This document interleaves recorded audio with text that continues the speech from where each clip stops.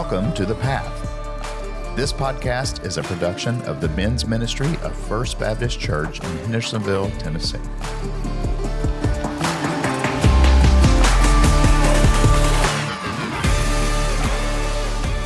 Welcome to the Path Podcast. I'm Jeff Tarkington with Foster Carney, and today we're joined by Paul Martin. Paul has been in the music industry for a very long time.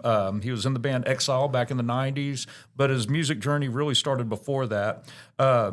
He's a husband, he's a father, but most importantly, he's a Christ follower. Absolutely. And he is adamant about that to the point, one of his nicknames is Apostle Paul. That's also your email address I saw, and I'm like, oh. That's Marty Stuart's fault. Okay, so that goes. That kind of speaks to a little bit about his character to be able to get that kind of nickname, I would think. Yeah, so it was funny. That way I got that name was Marty had called me back in 2008. His bass player had quit the band, and for some reason he called me like on Monday morning. He said, "Hey, what are you doing this weekend?" I said, "I don't know. What are you doing?" He goes, "Can you come play some bass with me?" I said, "Sure." So I got some CDs, learned this show, and got on the bus Friday night. We went down and played a show, and we did a couple of shows that day. It was a rodeo somewhere, and he said, "Well, why don't you do the Opry with us next week?"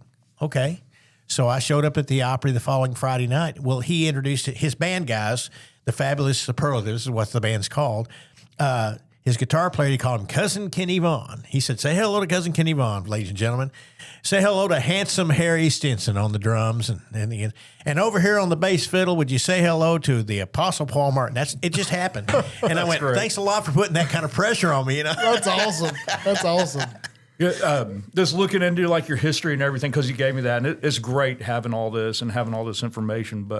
And I see this a lot with like the successful musicians, that it really starts at an early age. And just reading about you, it started at 2 years old. Yeah, and that's amazing. Like, I mean, you're just learning to talk, walk, and everything. My parents met in a radio station. My mom had a gospel trio with her brothers in the late 50s. My dad had a little country band called the Powell County Playboys out of high school.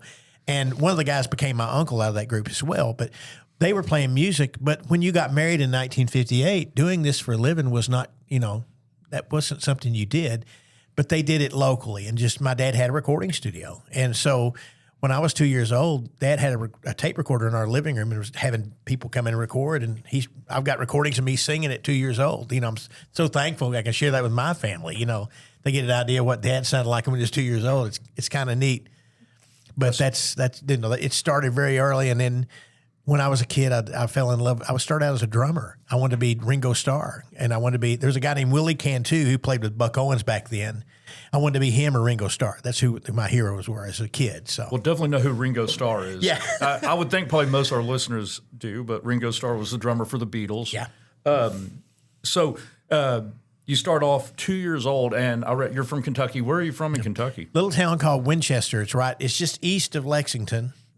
It's kind of like when you tell people from Hendersonville, well, we're from Nashville. Right. They think Hendersonville's over by Knoxville or something. Yeah.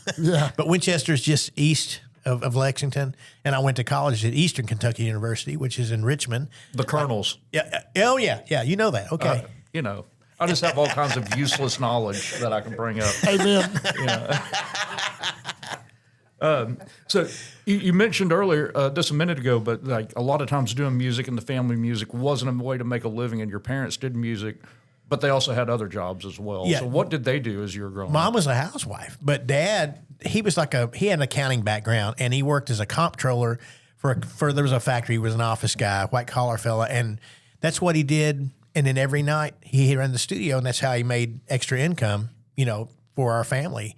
And usually I was playing on the sessions, and usually he would use me. And of course, I didn't get paid. I got, you get the roof over your head speech, But I did that from the time I was 7 or 8 till, I left home really. So were they involved in church as you were growing up? Interesting story. My mom grew up involved in church. My dad wasn't. It was an interesting, when I was a kid, getting serious about that. It was like when I was a little boy, I had an uncle who he got married I think the same day as my parents. His marriage went south, but he didn't divorce the lady till like 9 years later. But they never had children. And when he never remarried, he never had kids, and he worked for IBM. He had a nice job. My grandparents lived with him in his house till they died, and me and him, I was his buddy. He'd take me fishing. But when we were kids, I've got two older sisters, and Uncle Herb was he was a very Christian man. Definitely I had a role model there, if you will. And he would take me and my sisters to church with him on Sunday mornings. My mom would not go. My dad was one of those types that, get up and cook Sunday morning breakfast. That was kind of his thing. And it was just the whole time I was growing up, I was always, and as a little boy, I can remember just being so scared that, well, my mom and dad's going to be in heaven because they don't go to church. That's how you did it. And then I went to church till I was like 14, and we built a house and a studio across town from where I grew up, and we could walk to the church. There was a Nazarene church that we used to walk to every day, every Sunday, and of course Wednesday nights, involved that too, and Bible school, things of that nature. And when I moved across town, I didn't go back to church then the rest of my high school years and things like that. And the funny part was, I wasn't a drinker. I didn't do drugs. I had no of those vices. I just loved music. That's all I wanted to do. And so it was just really interesting, gosh, that, when I went off to college and everything, I was playing in rock bands, and all the guys I was playing with, doing all the stuff like that. And they didn't bother me. They just kind of laughed at me, but nobody really, they were glad I was in the band, I guess, musically, but, they were all the ones doing all that. And I was kind of going, wow, you're kind of wrecking your life. I saw a few people just destroy their lives that I played music with as a kid. So kind of takes me down a different road, but, growing up and not having your parents really involved in church, and, you said you were until about 14, and then you weren't in high school and college and that. Did that do anything as you were an adult, having your own family and kids, to where, hey, I want to be there, and I do want to be involved in church? Well, it's interesting because all through my late teens, and you look back now, and you realize that Satan does a really good job of isolating you. I had nobody. My uncle, for example, was a great mentor, but nobody really explained to me how being a Christian worked. By the time I was 16 or 17, I thought, man, it's too late for me. I got no hope. That's just how I look. But I still remain, I'm not going to be a party guy or anything like that, Right. And so I just kept working at music. And as I got into college, I went to college. My dad, what's funny is probably the reason I do music now. Dad saw the bug bite me, saw that glimmer in my eye when I was in high school with my first rock band and things. He goes, "Don't do this, son. Go to law school. Go to." He worked me like a slave in his studio, but he would go to law school or whatever. And I think looking back, I think I just wanted to prove to my dad that I could make a living doing what I love. Because one time he said, "If you can make a living doing what you love, you're a millionaire." And I went, that light went off, and it, he probably don't even remember saying that, but I never forgot it. So, from the time you were two, music's a huge part of your life. Yeah. You go on, you grow up, you're in high school. How much are you having a high school garage band, or what's going on in high school? That's what I was doing. And it was fascinating because during the high school years, I would play these field parties, and my parents it's funny, Bruce has preached on this before, how I'm from I'll be 63 in December, and our age group, that group of men and women too, we grew up in a time when probably families weren't necessarily Christian, but they still had good morals. My parents were great people. I mean, my dad, if you didn't really know him, you probably thought he was a Christian man because he was very soft-spoken. There was a friend of mine who told me years after my dad died that he quit drinking because my dad told him, "You're messing your life up, son. You need to quit doing that." And he quit. So it was really interesting, how Dad had that sort of thing about him, but just didn't go to church. And we didn't pray. My grandparents prayed and things like that, but it was just that time, when I was playing those bands, I watched the kids I grew up in church with. We're out at these field parties. I'm out there just playing my guitar and singing, and I'm seeing these kids are like, throwing up, they partied too hard, and they're going, "Oh, Paul, don't be ashamed of me." And I'm going, "Wow, you're the Christian. I'm not." It's like, It's kind of like you're doing this growing up, going through an industry where there is a lot of drinking, a lot of drug use. And I was listening to something else, and the guy was talking about how he grew up and he was really into the hardcore punk rock scene. Yeah. But the straight edge punk rock scene, and that is where you're not drinking, you're not doing drugs. So it's kind of different from what you think about it. And it kind of shaped his life to not really influenced him not to do that. And I'm sure you not doing that also probably influenced the people you were playing with some. Oh, when the bands I played with in the 80s, when I was in college, I played in all kinds of different bands, and you play clubs, and everybody's drinking. What really used to make me mad was we would rent lights and PA for the bands we were playing in, and go play Friday, Saturday night. And of course, they charge a cover, and that's how you made your money. Well, at the end of the Saturday night, they'd come up and say, "Okay, here's your bar tab." Well, I didn't. All I drank was like Diet Coke or something, And it's like You're splitting the cost of the alcohol. and I had to go in my pocket and give it $10 because we're over. So this is not the way I want to do this. Yeah. It used to, it's like, don't do that, guys. We're trying to make a living doing this, aren't we? That's how I always looked at it. So you get out of high school and you're going to college. Mm-hmm. And how long did you stay in school? And that's when you went to Eastern Kentucky? Yeah. Okay. So I went as a music major the first year, and by the time I got to the end of my first year of college, I realized this school is really about putting out music teachers. I don't think I have the teaching gene. I don't, everything that came with me with music, it's just sort of kind of happens. I'll try to articulate it and convey it. Even with my own kids today, I can show them what I'm doing, and maybe I can tell you, I can talk musical terms, but it just didn't feel, I felt like I didn't have that teaching gene. So I thought, I need to change majors. So I went to communication electronics and did, another 4 years, and was just about 9 hours from completing my degree. And one of my buddies, we grew up together and went to high school together and stuff. He was ahead of me a little bit, so he got out of college a semester early than I did. And he went to work at a TV station in Lexington, working third shift, working on TV cameras and making like, $16,000, $18,000 a year. And that was 1985. That was pretty. That's how I'm getting with a college degree, So I just went to my parents and I said, I was 23 years old. And I said, Mom, Dad, if you will, if you'll give me till I'm 25, I'm going to try this music thing, just put my head down and try it. If I can't do something worth anything by 25, I'll go back and finish that last semester and have my degree. And they both agreed. And my dad, he had a studio. I was running that for him. And by the time I was 25, I was the lead singer and lead guitar player of Exile. So it's amazing how that, once you. Is Exile based out of Kentucky? They were, all those guys, the band started in Richmond, Kentucky, back in 1963. And there was all the different variations. They were called the Exiles initially, and then became Exile in like 71 or 2 right there. So. Yeah, you mentioned that. I had no clue about that. I mean, I played a little bit of that once, the song I remembered from them. But when you first said that, of course, I brought up the Oak Ridge Boys, but it also made me think of Menudo.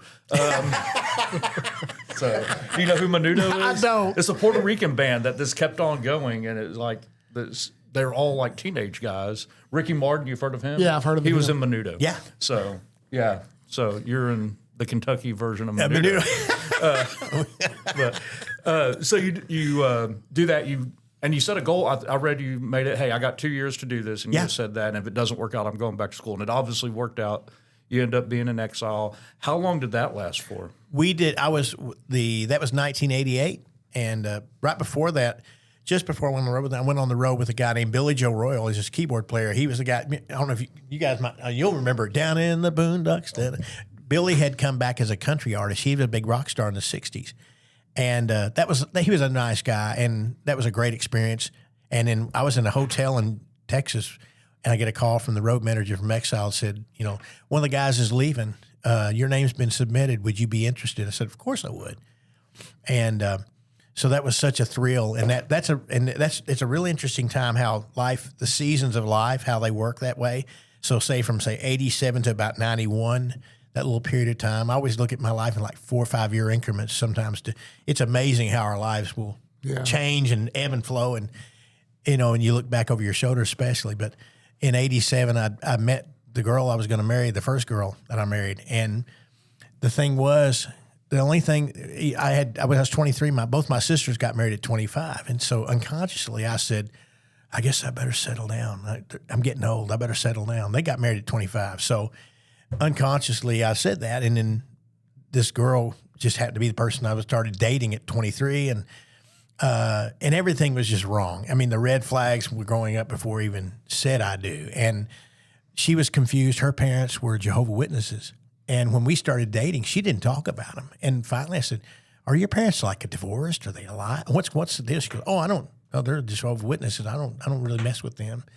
So when we got engaged and got married, her grandmother paid for her wedding dress. We got married in her grandmother's Baptist church in Versailles, Kentucky. Her brother had to give the bride away because her parents wouldn't come. And, it was just like everything. And then all the holidays that we celebrate as Christians that we don't even think about, just unconsciously, they were really confusing for her. And then when, being in Exile, you get fan mail and things like that. She just was losing her mind, like, accusing me of doing things I wasn't doing, but it's kind of like, this is kind of what I signed up for, and then about 6 months after we got married, my mom died of breast cancer at 50. And then about a year later, I was going through a divorce. It was a real interesting period of time. But then I'm in exile. I'm having hit records. And, it's like my mom, right before my mom died, she died in June of 89. And we had just gotten word back. I was at my dad's studio one night about a month before she died, and she had gone for a checkup and the bone scan or something like that. The phone would ring out in the studio outside in a separate building, but the phone rang in the house. Well, I just picked it up, and it was the oncologist calling my dad. So I listened to the conversation, and he's telling my dad, weeks at best, Bill, And so it was pretty tough to hear, and it really, I was pretty sad leaving the house at night, going back to my apartment. And the next morning, I called my mom, checking in on her. And she said, well, don't worry about me, son. I want to stick around and have your first hit record. She died a month later, and Keeping in the Row was my first hit record in November of that year. So it's like, I always say, I'd rather have my mom than a hit record. That's the perspective. So pretty crazy, So you're going through all this. You get married, you get divorced, you have a hit record, your mom passes away. Are you a Christian at this point? No. Okay, that's kind of what I kind of thought. It's interesting because, people that like, I wasn't a bad guy. I was one of those guys that, probably people thought I was. Just because of the way I conducted myself usually, but I wasn't saved. I didn't understand. It was just like, it's too late for me. That's just kind of always the back of my mind. And so, through the years of the 80s, I played all these little bars and stuff when I was going to college, and there was this group of people that come in. I think I was telling you about this, Foster, one day. We were talking how people would come to the clubs, and it was just these, middle-aged people, 30s, 40s, whatever. I was only like 20, 21 at the time. And they came every night to listen to the band. They just sat there and drank. And I went, even not being a Christian, I would go, wow, what a sad existence. This is what they do. This is what they live for. They go to work every day from 9 to 5, and they come over here and listen to us play music for 3 or 4 hours and drink, and some of them have pick up people and all that stuff. It's like, even then I thought, this can't be, why would somebody think this is great to do? And just, I'm just getting to play my guitar or my keyboard or whatever and just do and sing. I was enjoying that part of it. But in the back of my mind, I always thought, what a weird existence, Yeah, I watched the videos you sent me, and it did look like the '90s, late '80s, early '90s. You had the long hair. I believe you had on some really tight pants. Oh it was pretty cool. I think you need to bring that for for Christmas in the Ville when you're up there playing. Well, ask Jason. Well, here's the funny part. There's some video of me in like mid '80s. There's this one video. I played in this little metal band in mid '80s, and the drummer went on to play with Montgomery Gentry, and the bass player. He lives here now. He moved here with me. I moved to Hendersonville with me, and he worked for Marty as a guitar tech and things like that. And but in this video, I'm wearing these tiger stripe spandex pants. It's on YouTube. You can see it, and it's just a little clip of. But our drummer's father had a camcorder, so it's not the greatest video or audio, but you get an idea. And those pants were still in our dress-up box when the kids were alive. March wore them to church one Wednesday night years ago.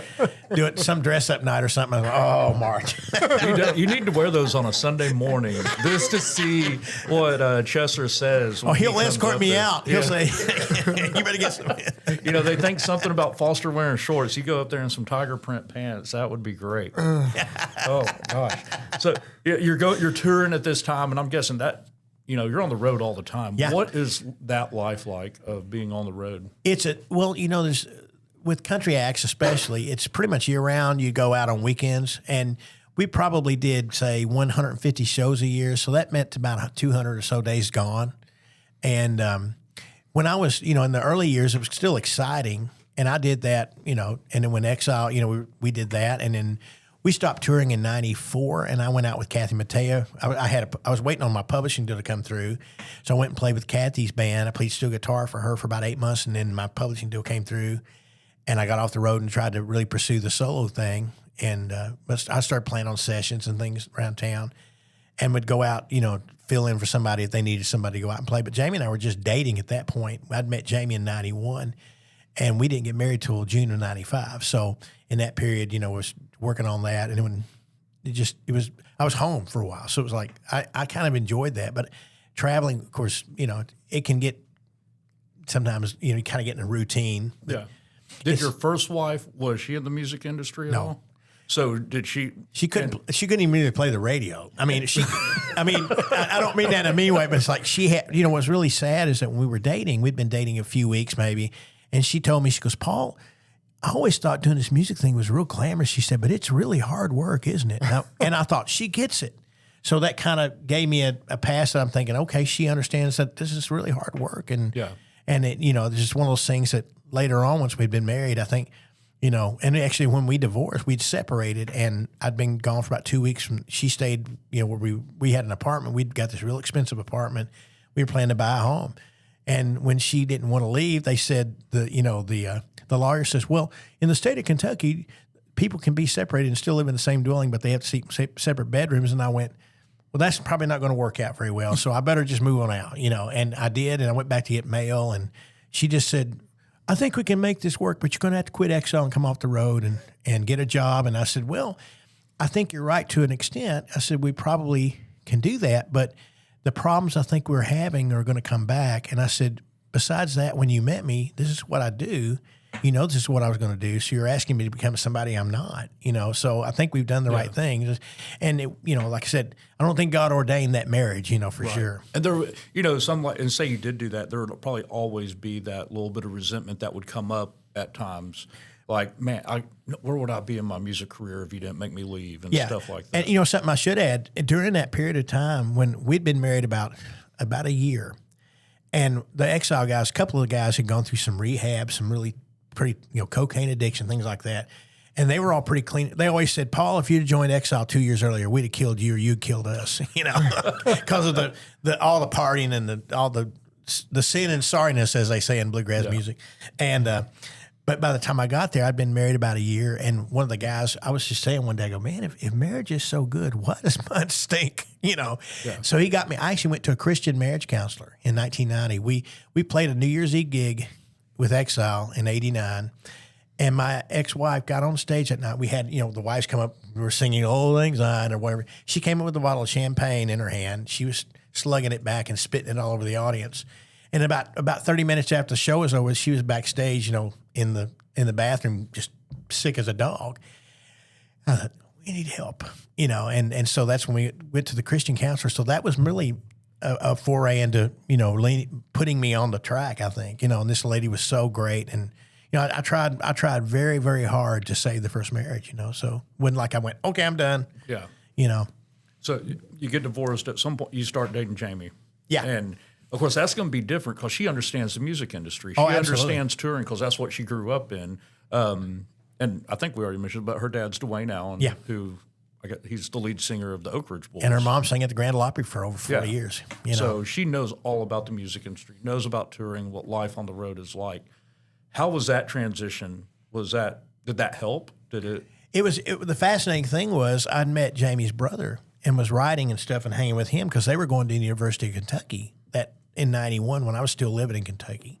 And so Dee and I were hanging out doing that. And then we played a show. Exile played a show at a place up there in the fall of 91. And I said, hey, Dee, tell your sister if she wants to come, I'll come by and get you guys and you can go in with me at sound check. So I picked them up that afternoon. We went in, we did our sound check, and then we went back to eat our meal. And sitting there, of course, the Exile guys knew Jamie and Dee as kids because they did a bunch of dates with the Oaks in the mid-'80s when they were first starting out in country. And so everybody knew everybody. So, but Jamie and I just really hit it off that night. We just talked like we'd known each other forever. And about 2 weeks after I did that, she calls me one night. She said, hey, Paul, my dad and him is doing a Christmas show up here in Lexington. You come be my guest. So I said, well, I'd love to. And I said, hey, when I'm in town during the weeks, I said, if you want to go see a movie or go see, let's go do something like that. And she said, oh, well, that'd be great. And I said, well, what are you doing next Tuesday? I said, I'm in town. You want to go see something that night? And she goes, let's go. I found out later she cut a class to go out with me. And that she admitted that later, but we went out, and that was like, that's been 34 years ago, and we've been married 30 of those. So. Wow. That's, in the entertainment industry, that's a long time. That's a long time period, but especially in the entertainment world. So. Well, my in-laws, they just said, when my mother-in-law died last year, they've been married 54 years, and on their 50th anniversary, we were all sitting having dinner one night, and I teased them. I said, Dwayne, with you being on the road all these years, you guys have only been married about 18 years. That's awesome. So, at what point do you start getting to the point where you're feeling something, you get to that point where you're going to decide to follow Christ? Well, when Jamie and I got married, she had grown up in church, and she went to the chapel here in Hendersonville when she was a little girl. And then, of course, when she went to college, she wasn't going to church then. But once we started dating, and especially when we got married, it's just, I think we both knew that we needed that's solid point, with something, some foundation, And we did some premarital counseling. And actually, when Jamie and I were dating, I still went to marriage counseling from my first marriage, but she actually went for a few of those appointments with me. I went back to Kentucky to that lady till like 1995. And my thought was, if I'm going to get married again, I want it to be right. I want to do the right stuff. So, and we knew that we need to put a God-centered, so somewhere, I can't tell you where it crossed, but my dad, in 99, my dad died. And there was a crazy time because my mom died in 89. And just a few months after that, my dad jumped out and got remarried. And the lady he remarried back in the late 90s, he just kind of lost his mind. And my older sister and I had to get guardianship. And he died in 99. And it's like, I remember praying that night, asking God, let him live. I'd like to have him around if you can. I'd like to keep him around. I'll do what you ask me to do, what I need to do. It's kind of doing that kind of stuff, making those kind of prayers, it's an interesting thing. My dad, two things I saw my dad do for the first time was the night my mom died. He cried and he prayed. I never saw those before. And I was 26 at the time. So it was really pretty eye-opening, But he died in 99, like 10 years, almost 10 years to the day that my mom died. And Jamie and I took care of him. And then I was going through his stuff one day because I really didn't know where he stood. One of his buddies told me I had to put my dad in the nursing home at 60 years old. And my dad's buddy went to see him, and he said, I asked your dad, he said, Bill, you got your parachute on? He said, Dad said, yeah. So he was kind of losing his mind, but we don't know exactly if he was or not. But then maybe about 6 months after he passed, I'm going through a bunch of his stuff, and I went through his wallet, and there was a piece of paper in there that said, "Holy is your name." I'm trying to remember. I think it's actually a scripture, but he had this in there, and I looked at it and went, wow. So, that's the only thing I know about my dad. Pretty crazy. So that really, when Jamie and I started our family in 98, my son March was 14 months old when Dad died. So, it's one of those things where it's like, I get it. I got to step up here, be responsible and make sure my kids are, steered in the right direction. Be the minister of my household, if you will, Is that relationship with Jamie and her interaction and everything, is that what really helped you to find your way and follow, find Jesus? Yeah, I give her credit for that. I actually wrote a song that I wrote for her back years ago called Angel on Earth. And it's really, I kind of credit her for really kind of bringing me down that path more, because it wasn't like I didn't want to be. I just didn't understand. And we started going to church more. And once you hear sermons and you read scripture and you realize, oh, that's how this thing works. Okay. You sit out there and think the pastor's talking directly to you. Yeah. And, there's 100 more people in there. It's like, why is he talking right to me with all these people sitting in here? Well, Bruce just said this past Sunday, your hands get your knuckles. Get the white knuckle in the back of that pew. Yeah. No.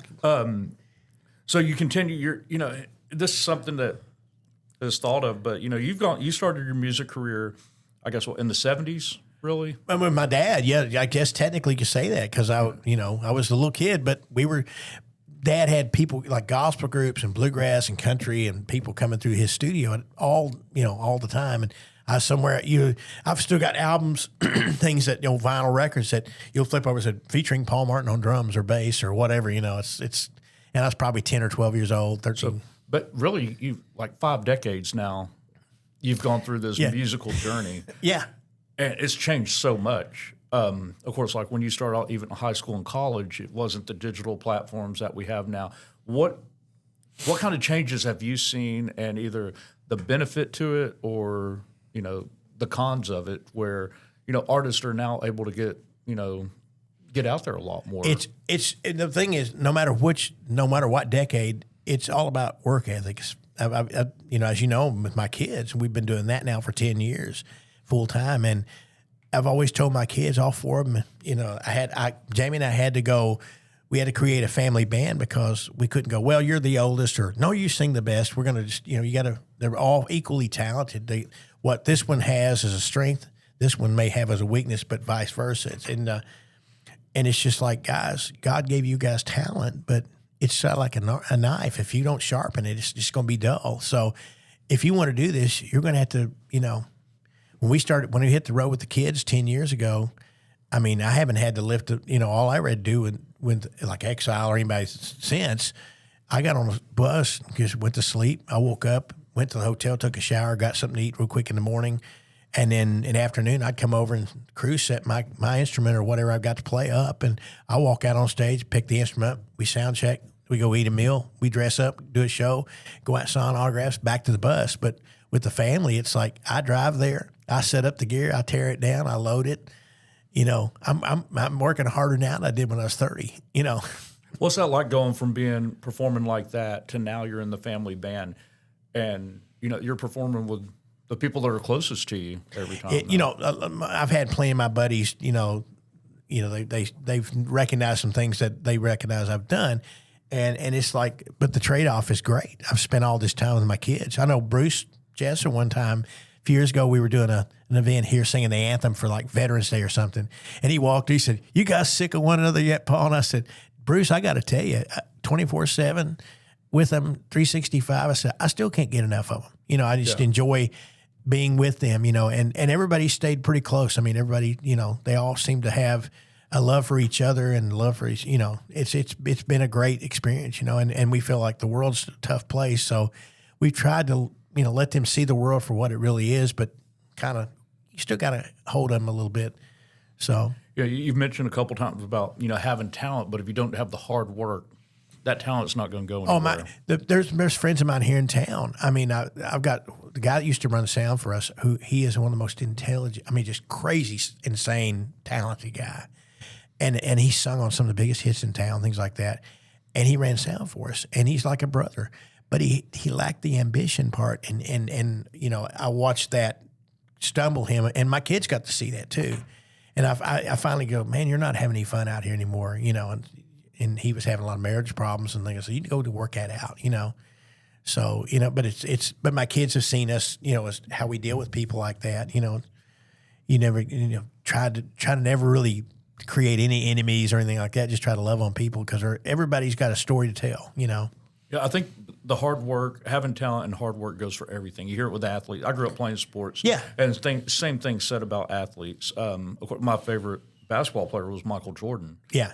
He was talented, but he also worked really hard. Kobe Bryant, same way. But any of I've these always heard athletes, LeBron gets up at like 4 a.m. and works out or something, Yeah, So, and even like Foster's a pilot.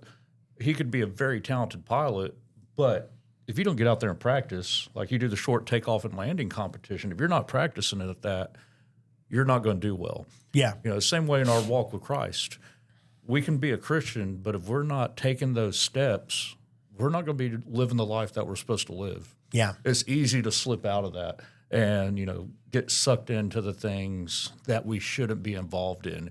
And I would think, especially, being a music artist on the road, man, you have so many temptations thrown at you. Yeah. We all have temptations thrown at us.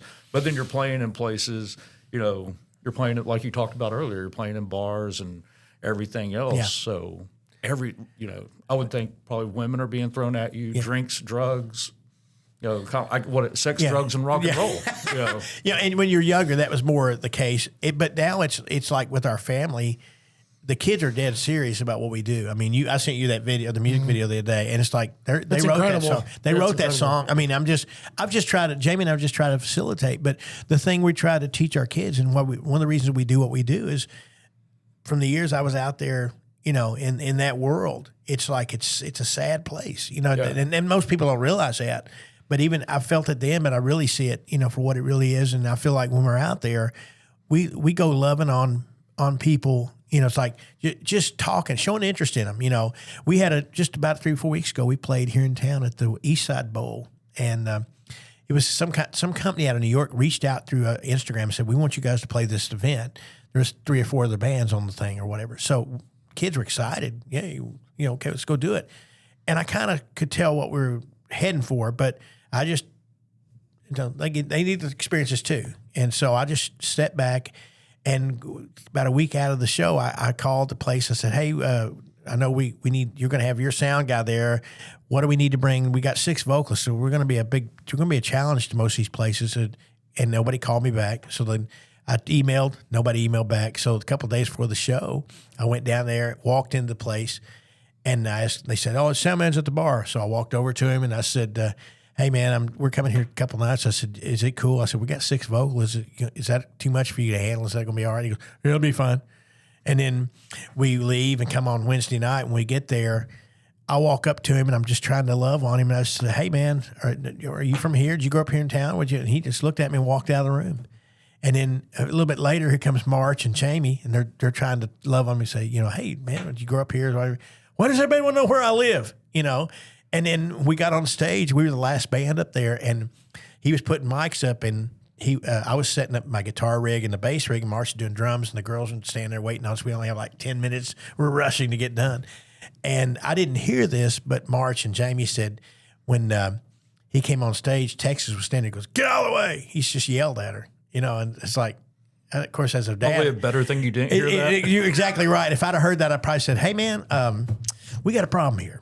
One of us is going to have to get off the stage." And I said, "And I'll be happy to if I need to, but, there's no need for that, But you encounter people like that, but you just be patient and love on them. Try, they can frustrate you. And it's like, so it's fascinating. And the thing about it is, I feel like, I've got to do some really special things and some really cool things and all that, but it doesn't matter just to me. I mean, I meet a lot of people who let their heads go in the clouds, and you're kind of going, why? This is just an accomplishment, but it's like there's something way better and bigger than that. It's, I mean, do you ever get the opportunity, or do you ever take the opportunity to talk to any of these people about the Lord or do you just let them see it through y'all's actions? It's kind of like actions. Now, there's been plenty of times, I promise you, Jamie, for example, something will be going wrong, and Jamie will pray. Yeah. She'll break out in prayer. It's like we just feel like a lot of those people, they're ripe for it. Just like I said, you just need to show them the love, and I think plant that seed. And a lot of times when we're playing a show, there's always somewhere we'll slide in a gospel song or something. Just and it's always fascinating that we play fairs. There's one song that Texas will sing called "Take Me to the King," and it's always fascinating. We actually played a fair last year down in Georgia, and we happened to be playing on Sunday. We were playing a couple 3 days there, and on the Sunday, somebody came up to, we do this little section of our show, we do acoustic, and we take requests. It's called Stump the Band, because the kids have gotten pretty good, so there's not much gets past them. So it's kind of a fun challenge for us. It keeps us on our toes. So some guy walked up and said, "Y'all know, I can only imagine." And, well, we've never done it, but we'll do it. So we kind of did a little of it, and then I looked over and I said, "Jamie, Texas, do Take Me to the King." And when we started, all these people started coming into the grandstand. These people were kind of watching from this, and they all came in with a lot of hand raising. It's like a little bit of a service broke out there, and it was like, good. That's cool. I love when stuff like that happens, Yeah, it's really cool. I remember, just real quick, when Kelly Clarkson lived in town, we took care of her home with my landscaping company, and got pretty close to her and her husband, Brandon. She was married to Brandon Blackstock. Narville's and Reva. Yeah. Narville's son. Of course, Brandon passed away earlier this year. We went to Montana to his funeral. It was sad, but we went to a couple parties. Jackie, my wife, made Kelly a dress. And so for that specific concert, we got to be behind the scenes a little bit and kind of see. But, man, all the craziness that happens, it was sad to us. I thought, man, even the funeral, it was a drinking fest. And maybe I shouldn't even say that on here, but I was just amazed at how from the world's perspective, they look like they've arrived. You know, it looks like everything's... It's not what it is it? It's not what it is. Yeah. No, it's not what it is. It's the saddest place I've been to in a long time. Yeah, it's like I said, my mom, having a hit record, that's a wonderful accomplishment. It's like, yeah, as a little boy, I set out to do that. But looking over my shoulder, it's like, well, that's a great thing. And, the way I look at all that stuff, I just want to do that so people will, want to see us play live, so they'll pay money to see us so I can pay my light bill. you know, I mean, it's kind of really that way. And a lot of people I've met, through having the studio all these years, I work with lots of people who want to be, something in the business. Like you say, they want to arrive. And it's kind of like you feel bad for them because it's a thing where it's not what they think. They've got a perception of that.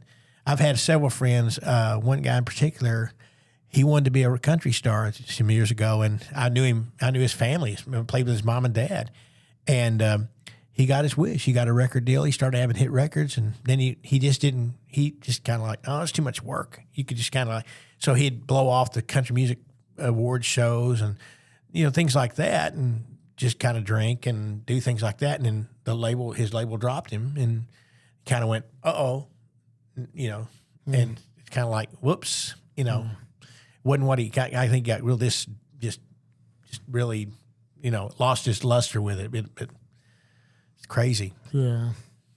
You mentioned, of course, we talked about you playing with Exile. Yeah. You played with Kathy Mattea and her band.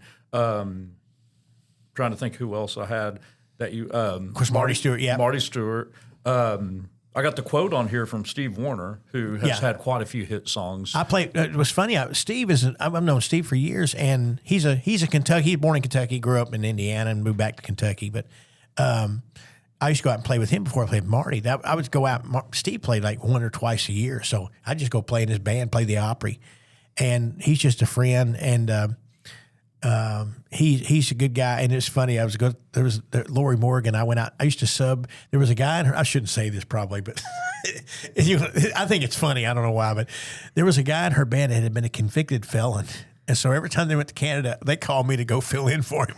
Oh, I guess that's good for having a clean record. Yeah. That's awesome. I got what Steve Wariner said about you. Paul was playing with Billy Joe Royal the first time I saw him. I thought, this guy's going somewhere. With all that great finger picking, he really stands out. And, just reading about you, it seems like you can play pretty much any instrument there is. Well, for some reason, I started out wanting to be a drummer. And my dad, my uncle played steel guitar. My dad played guitar, mandolin. My mom played guitar. And so, I started playing guitar and drums and bass and piano. It just, for some reason, I can make it come into my fingers, and I don't know how. I mean, I do know how. It's a God gift. Yeah. I should say that right. But you still have to work at that. Remind you of that. Yeah. Well, that's funny, but that's old program. And when I was a kid, people would say that, but my mom and dad, they didn't brag on me, and my dad, nobody said God gift. It just like I went, I don't know where that comes from. It's just kind of. But they were not really braggy people. They were pretty. But having that gift doesn't mean you can't work. Yeah. Like, you have to practice. That's why you can play the way you do now. Even with like a pastor, like Bruce Chesser is a great speaker and pastor, but that takes work and studying. And I would think the same with you. I mean, you're a natural. There's a passion. These instruments, and it seems like it's still fun for you too. Yeah, I still, what's great is watching my kids do what they do. Like, what's funny now, Texas and Kel. Pretty much, Texas. She sings and plays. Let's go ahead and just name all your kids. Okay, well, my oldest son, March Allen Martin. He was the first. Of course, Allen. That's pretty obvious where he got that name. March came from my mother-in-law. She said she saw an old Civil War movie. He was born in the month of March, and so that was how he got his name. Then Kel, my other son, he's my second born. Kel Jeffrey. My mother-in-law gave us that name one day. She called Jamie and said, "Hey, what do you think of these names?" Because Jamie would ask her. And when she said Kel Jeffrey, I said, well, I know where Jeffrey comes from. My best friend, Jeff Douglas. We've been friends forever. He worked for the Oaks. It's funny, he came to my and Jamie's wedding, the week while we were on our honeymoon. They took him out and he teched for him, and then he'd been a production manager for 26 years. And so that's where Jeffrey comes from. Kel, it was Kell. My grandmother, my mom's mother's name was Kelsey. And when I was growing up, my granddad called her, hey, Kel, come in here. And so I just thought, well, that's cool. And in Texas, her name is Texas Leanna. So Texas was my mom's name. She was from Kentucky, but she was named Texas. And my sisters didn't have nerve to name their daughters that. And so when Jamie and I got married, and we said, if we ever have a little girl, we'll name her Texas. Dwayne's from the state of Texas. So it pays tribute to both sides of the family. And Leanna is actually a play on Nora Lee, which is Jamie's mom. And then Dwayne and Nora Lee had a daughter that died at birth. Her name was Juliana. So it's a play on that. And then our baby, Talent, her name is Talent Anderson Martin. Anderson was my mom's maiden name, so she's named after my mom. And Talent, the name Talent came from, Jamie saw a story. She had cousins that they'd lost 2 infants to some rare form of cancer, just in the last 20 years. They had 3 healthy daughters, and the daughters are grown, but both the boys died at like 8 months and 2 months old. And so Jamie was reading Caring Bridge at Vanderbilt Hospital, and there was this family that started a foundation. They'd lost a daughter to some kind of cancer. They called the Caitlin Foundation. Well, then Jamie read their story, and she was just into it. And then she read that they had a son a few months, maybe 2 or 3 years later. His name was Talent, and he died also. And Jamie said, well, they didn't do anything to pay tribute. She said, Paul, what do you think about naming? Because we kind of got a surprise with Talent. We thought we were done, and we weren't, And so she asked me what I thought about the name. I thought it's great.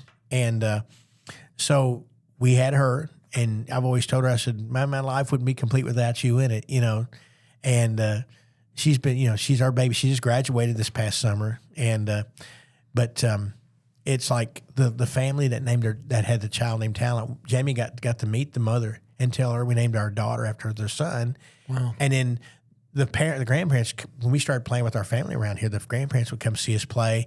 I think one of them since passed, and then the mother and father that those kids, their marriage didn't make it, But it was like kind of a cool way to pay tribute to somebody, This is a neat name. So, and the name of y'all's band is Rockland Road. Yeah, is that from the road here in Hendersonville? It is. What happened years ago? We were at the Opry one night. I was actually playing with Marty. I think Talent was just an infant. And Jamie's mom working there, and of course we know everybody out there, and they go, we want to see the new baby. So Jamie and the kids went with me that night. And Jamie used to work for Vince Gill's management company, and of course I've known Vince for 30 years or something. When I was with Exile, he was just starting to happen, and we did a bunch of stuff together back then, and got to know him. And Jamie worked in his office. Well, she left when we started having our family, and so he walked up to her at the Opry at night and said, what are you up to, girl? She goes, baby number 4, Vance. He goes, well, you guys are regular Martin Family Circus. And so we thought that was funny. Well, then everybody at the Opry always calls us that. So when we didn't know we were going to be singing with our kids, and one night, back in 2010, we were sitting at home one night, Jamie and I were just playing guitar singing. Here comes March through the room, and he starts harmonizing with us. And well, come back here, son. Can you hear that? And then here comes Kale. Hey, can you hear this? And then we sat down and worked at about 4 or 5 songs with them. The girls were little bitty, like 2 and 3 years old at that moment. So we put together a little impromptu concert and went over to Dwayne's and Lee's after church one Sunday and said, hey, Grandma and Granddad, we got something we want to show you. So we just pulled out, and they just loved it, And so then we thought, well, let's go play somewhere. So we played here in town at some little barbecue place that's no longer here.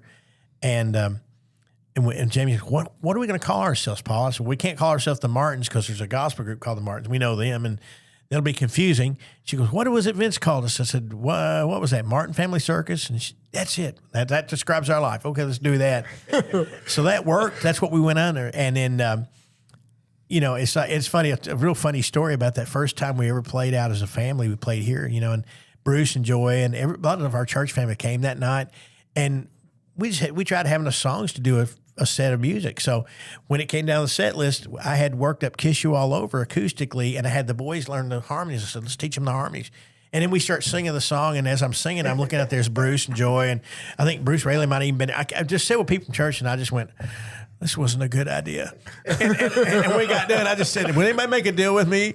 Don't call child services on me because I had my kids sing Kiss You All Over.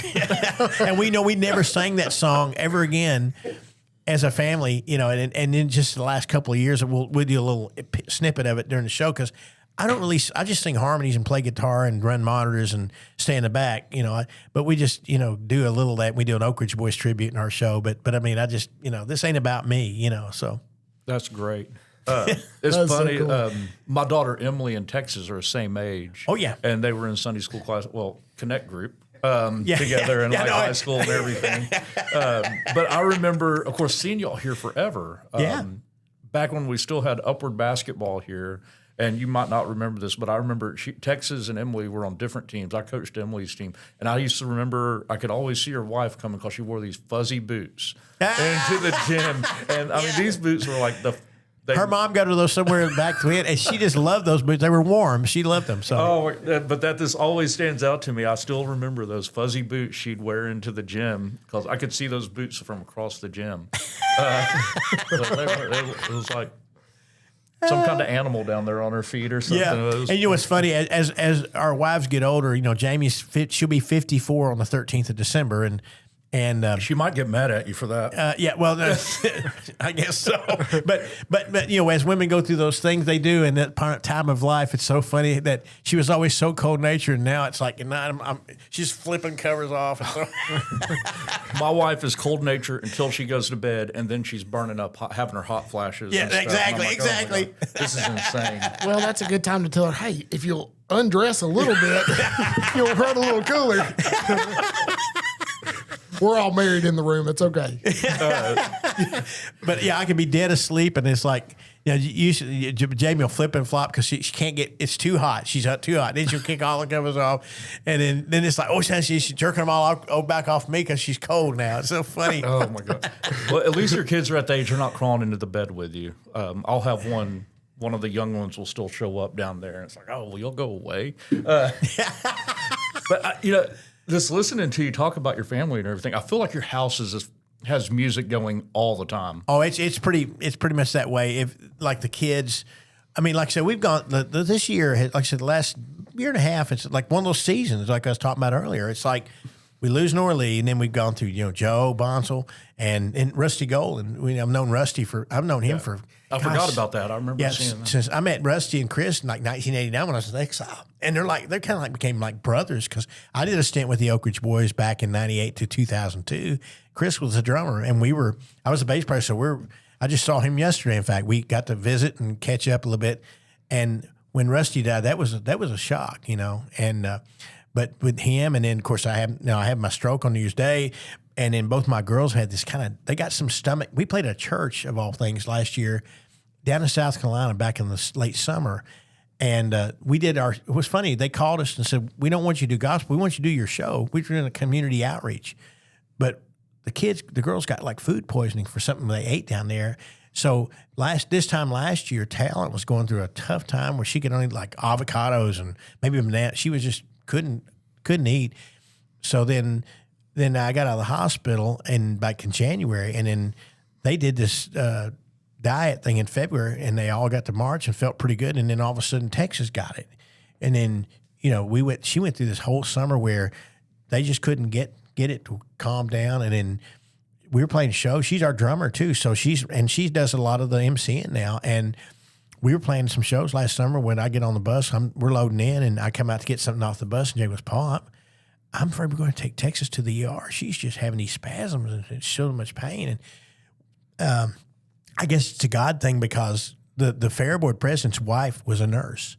She worked for an intestinal specialist, it's like GI specialist. Wow. So she went and got her stethoscope and all this stuff and went on the bus and took care of, Texas, everything was fine. And we called the doctor, and he prescribed something called Bentyl, which is relax the muscles in your stomach. And she came out there and we did 2 shows that day, and she came out there and gave it all she had, man. She was, go back, sink back in her bed, when we got done. It's like, and she's only, she's 20 now. So it's like, it's amazing. She's still just, they push forward, it's like, I see that as spiritual. You got to press on because things can get pretty tough. So I'm real proud of them for that kind of stuff. They don't fold up, when things are getting a little tough. Yeah. It seems like you've done everything in the music industry. You've played in bands. You've been the lead singer. You write. You produce. I've even got stuff in motion pictures. I've got music in a Will Ferrell movie, Kicking and Screaming. I got a piece of music in that. And the movie Rango, got a piece of music in that. You know, that's kind of where I was heading. You know, and like back in 2006 or 7, I was just going to do the studio thing and just stay home and raise my family. And then Marty called me, and Jamie and I, we looked at each other and thought, I think God's trying to tell me I should probably go do this. And we really looked into that. It was a very spiritual choice. And then when I did that, it's like all these doors just started opening up. And then, and I've always had a recording studio myself for, you know, and I mix, and I did a George Jones project. So if you guys get a chance, called Lost Nashville Sessions. It came out last year. And I took his vocal. It was recorded in 1974, and with technology, I was able to take his vocal out of the original recording and put new music on it. And actually, March, and we had another guy play drums. I did the piano, bass, guitars, some background vocals, and I had some of my buddies sing backgrounds, and Jamie and the kids sang on one. But you can kind of get an idea. And what's funny is, like, when I was a little boy, 1974. I was trying to do that. It was getting to go back to my childhood and relive it, playing for George. Is there a part of it that you enjoy the most? Is it like taking that and, taking the George Jones vocals and doing all the engineering while you're still playing, but you're also doing the engineering and putting that? Is there something, what do you like the most? Do you like the playing? Do you like the engineering? Or is it just a mix of it all? It's really, I guess a mix of it all would be a good way because I enjoy every aspect of it. It's like, when the kids do, like, they're writing like crazy, so they'll bring me their files that they record, and I get to mix it and add my parts. I just sit back and let them do it because, they've really gotten to the point where they're very serious about it. I always tease people. I said, going to Dwayne's in New Orleans for Christmas Day, Granddad instead of reading "'Twas the Night Before Christmas," he was going, if you're going to be a songwriter, you got to put the work in. But they love their granddad and grandmom for sure. Right. They didn't have my mom and dad, so I've been very blessed to have wonderful in-laws and grandparents for them because they love their kids, and the kids love them. I mean, ever since Norley died, I mean, all the kids check in on Dwayne, and they love on him, go see him, and they'll call him with problems and stuff and get his idea. They really respect his opinion on things. So I find it because I think they said they're going to retire, but I don't think they're ever really going to retire. I'll tell you, when Norley passed, Dwayne was at peace because Joe was really getting we knew Joe was pretty bad off, and they had made that announcement a couple of years ago, and Dwayne had an antique car collection and a garage. He'd finally sold the garage to this guy that had a bus company. So the guy said, if, come get your stuff out of that back garage. So he had like his life in this garage. And the boys went over and they got to spend some quality time with the granddad. They had a great time with him. They giggled and laughed and worked hard. But they were with him the day the announcement came out they were retiring. And he was pretty much at peace with it. And then when Norley passed, he told Jamie, he goes, I got nobody to come home to.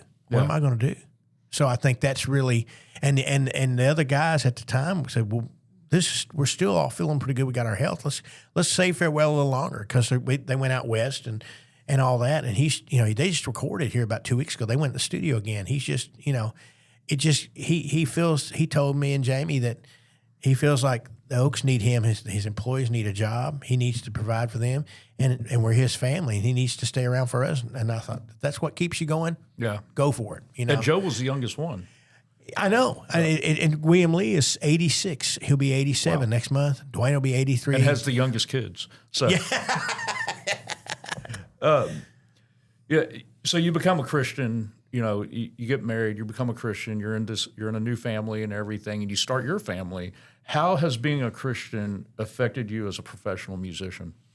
Well, it really, I was always thinking of others. I was, always had this thing where it always made me sad being around people who seemed to be lost. I didn't understand how Christianity worked. I mean, I wasn't saved, but I still loved on people and all that. That part didn't change. But once you get out there and you're out working and it's stressful and things like that, I try to just never lose my cool. I realize somebody's having a bad day. This would be a good time to go love on them and just show them the love of Christ. I've got friends that are part. I'm still an owner of the name Exile. There's 5 partners and I'm one of them. And my partners I'm with, there's a couple of guys who are real. They're like they are proud atheists. They think, it's amazing some of the things they'll post on their Facebook pages, and I just look at it and go, oh, Yeah. And I one time one of his lost his wife a few years ago. I go, hey man, I said I don't mean to offend you. He said, but would you be offended if I told you me and Jamie and the kids are going to be praying for your wife? He said, no, go ahead. So I was just trying to be as sincere as I could. Did you see any changes any changes you can talk about in your life from before you followed Christ to when you decided to follow Christ?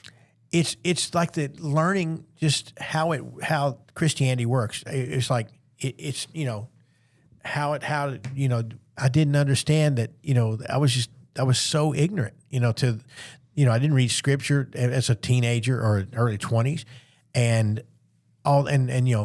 Christianity, the people I love being around people who are Christian, and it was just, but I didn't understand how it worked. Like I was just, it's saying that prayer. It's just simple, it's just that, doing that. And then you spend the rest of your life just trying to live for God, just focus on not falling in the traps of, and we do it every day. And, and I think most of us and most men, I think you mess up every day and you just beat yourself up over it, and I think there's a way that, if you're trying, I think there's a way, you're trying. And I mean, Bruce preached on this years ago, like if you're worried about falling back or whatever, perhaps you were never saved in the first place. But I do feel, you feel that the Holy Spirit is guiding you to like, I don't need to do that. Yeah. You say something or out, you get mad at your kids or something, you say something, you go, I've always tried to do when I've done things with the kids, get on to them, I go back later. I didn't handle that right.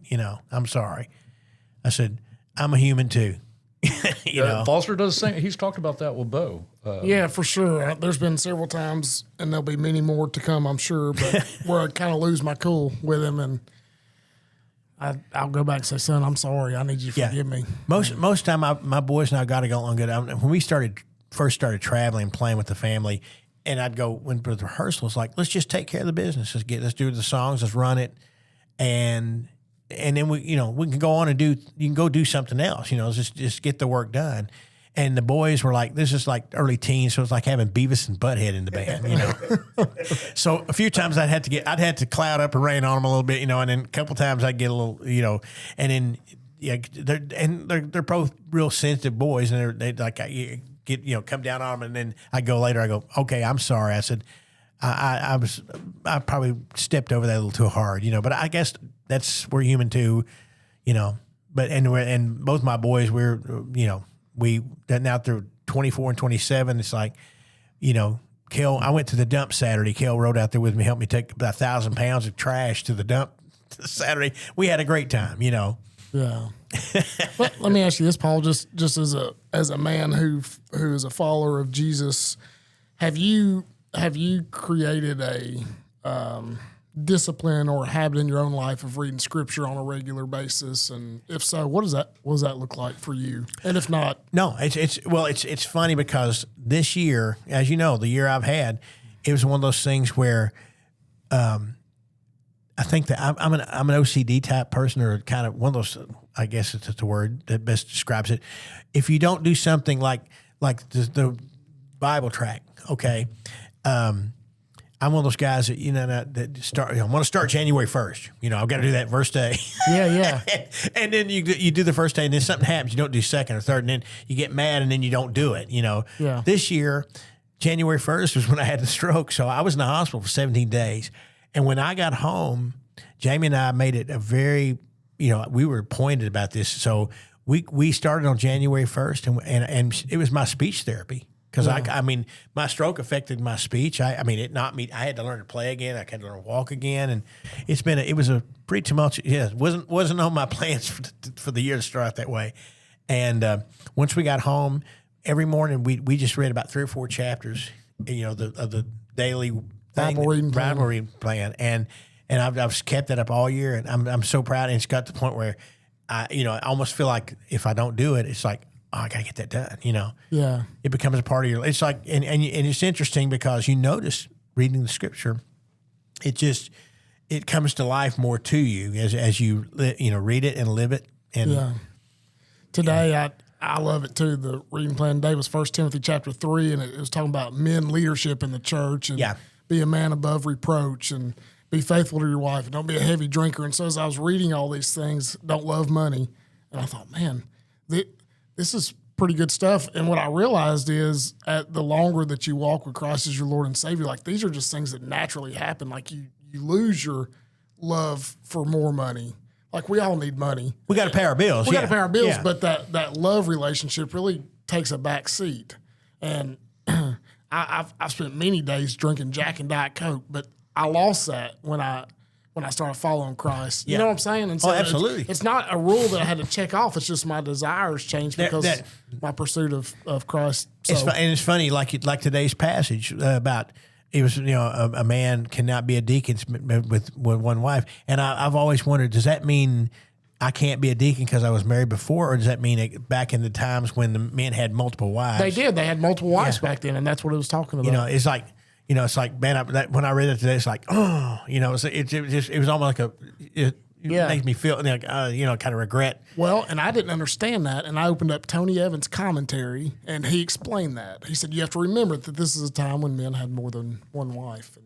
And and I know, in divorce, man, the little story, this is before I was really saved, but Jamie was really a sweet, pure woman. When we met, she was 19, and right before we got married, she was working a little department store job down in Rivergate, and I'll never forget this. She was talking to her friend, this friend that she'd gone to high school with, who was working there at the time, and she was married and had some kids. And Jamie just happened to mention to her that we're getting married, and somehow it came up in the conversation that I'd been married before. And the girl said, "Jamie, you can't marry him. You're going to hell." Really and it tore Jamie up. And I remember telling Jamie then, and I wasn't even saved. I just said, "Jamie, if God's come back today and take us to heaven," I said, "you're going to be in the front seat of the bus, okay?" I just believed that. That's just how she was so, just so special, so sweet. Yeah. And, it's like, and I just remember thinking that even then, it's like, wow, but it always worries me, there's been times in my life where I've just gone, man, why did I have to do that? And I've even told my kids, I said, Dad's biggest regret is my first marriage. I said, Dad wasn't saved. I said, I wasn't paying attention to the right things. And I said, I jumped out there, for the wrong reasons. And I said, it just didn't work out. And I said, I hate it. I said, I don't want to see you make that mistake, And a little funny side to this, back in February this year, we played our first show back playing with After My Stroke. We played a little acoustic show in Richmond, Kentucky at this little winery. And what had happened last summer, I had told Jamie and I were talking about, man, I wish I had more video footage of my parents. We didn't have a camcorder, and so I don't have much footage of my mom and dad, and I'd love to have it. And I said, what I wished I kept is my wedding video from my first wedding because Mom and Dad were all over that. And Jamie goes, why don't you call your, my first wife and ask her if she still has the video? I said, well, I don't even know how to get in touch with her. Well, I was Facebook friends with one of her brothers. So I reached out to him. I said, do you have a number on her? I said, I was just going to contact her. So I sent her a text and said, do you by chance have the wedding video from our wedding?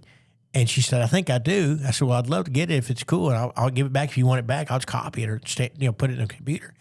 And then that was back last summer. And then back in February, when we played it, I texted her, say, hey, we're coming to Richmond. If you got that video, just bring it to the show and I'll pick it up. And so I hadn't laid eyes on her since 1992. And the last time I saw her, Jamie was dating me then, and we went to her apartment to get some stuff. I'd left stuff, when I moved out that I hadn't thought about, and she still kept it. So she was nice to give it to me. And so that night she came in, and my kids got to meet my first wife. And they were really nice to her. It was very, very nice. I said, a lot of water under the bridge 33 years ago, And but that was so funny that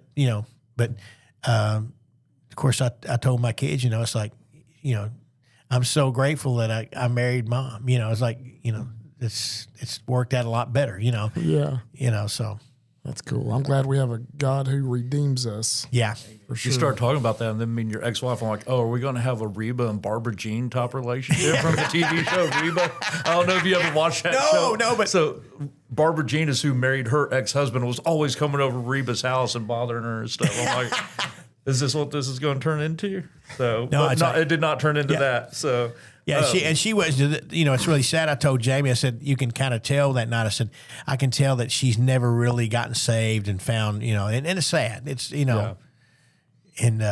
but it's just, just so wild. In fact, the brother that had given me her number, I'd stayed, he would like stuff that I put up on Facebook, and some of my ex-wife's aunts and uncles came to see my family play music, but, and I asked when my ex-mother-in-law passed away about 2 years ago, Jamie said, ask the aunt whatever happened to your wife, what she ended up doing. Said, well, she got married and divorced twice more. Wow. And never had kids or anything, so it's like, wow. Do you have a favorite genre of music? Is there a favorite one you like to listen to, or a favorite that you like to play, or is it just like anything? Anything goes, because every morning I can listen to metal, and then I can listen to George Jones. I don't see you being a big hip hop guy, or I will listen. I bet some probably. There's part. To me, that kind of music's just like most every other genre. Is somebody will break ground and do something really new and refreshing, and you'll go, wow, that's really cool. I love that, and then everybody jumps on the back. It's like Taylor Swift, she started having success. Now there's probably a dozen or more acts that try to sound like Taylor, I'll hear them on the radio and goes, that's not Taylor, isn't the kids go, no, that's so-and-so. And okay. Well, they make fun of the country songs now because they're all about a dirt road and a girl and a pickup truck. Every song that comes out. Isn't it funny how, in my lifetime in country music, when I joined Exile, I was 25, and I remember going, "Man, I'm too young to be in a country band. I got nothing to live for. I don't go to bars. I've not been divorced. I didn't even get married when I joined there.